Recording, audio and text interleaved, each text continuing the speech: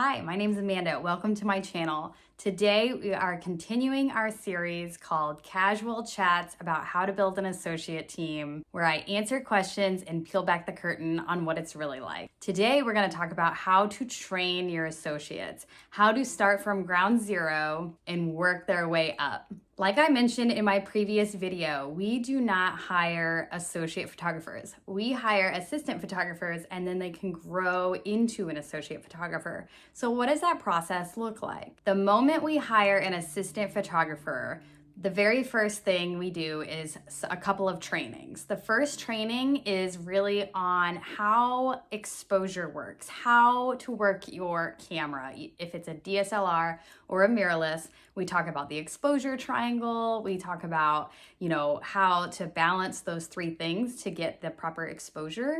Because remember, these people are not photographers. These people may have never owned a camera, maybe they've never picked up a camera before, so we're really starting from that ground level and growing from there. I love this because these people are not bringing old habits or bad habits or just habits on how to shoot because they've been shooting for years and years.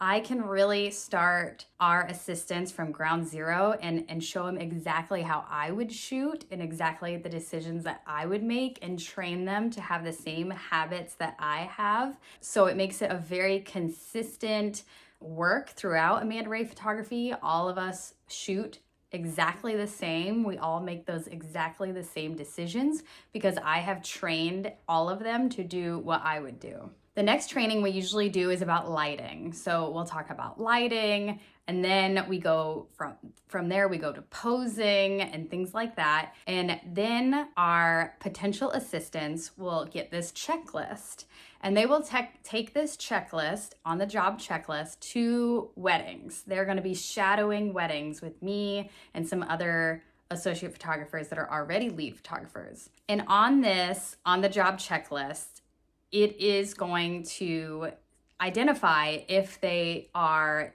doing the thing or they are not doing the thing. So it's kind of like has lists of things that I want them to be able to master. And then it's kind of like a yes or no. Have they mastered it or have they not mastered it? And then there's kind of like a notes section so that I can give them feedback. So every time they come to a wedding and they shadow a wedding, they are going to be shooting without any pressure.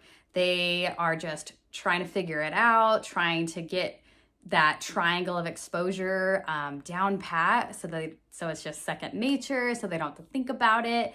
And then after the wedding, they give me their memory card. They give me all of their raw files, and I will look at all of their images and look at their settings when they took them, what their settings were, and then I'll give them feedback. So it's typically like a Loom video that I'm just kind of going through all their images and giving them my thoughts and my encouragement and my constructive feedback. And then I send them the video, and then they go to their next wedding where they're shadowing and they take all of that feedback and they're learning and they're growing. And typically by the time their third wedding where they're shadowing comes around, they have mastered the checklist and they are ready to become assistant photographers, which is just a second shooter. So at that point, I trust them and their work to be able to second shoot on a wedding day by themselves.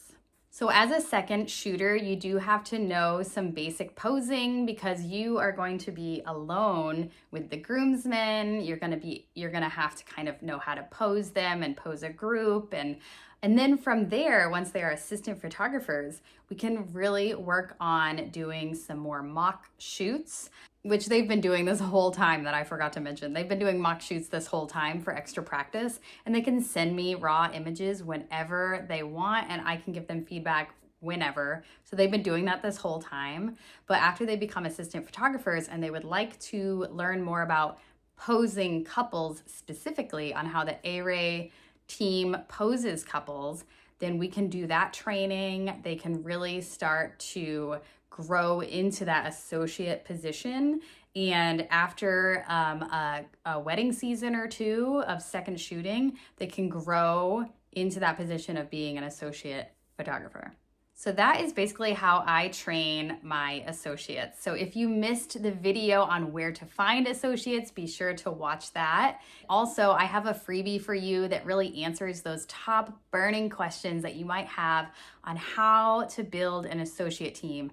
Where do I even start? How do I do this? There's so many questions. And I remember I had a lot of questions. So I really try to answer those for you. So check out that freebie that's linked in the description box below. I hope this was helpful in helping you dream about building an associate team to scale your business. And please let me know in the comments section what other things you want me to touch on during these casual chats on how to build an associate team. Thank you so much for watching. I will see you next time.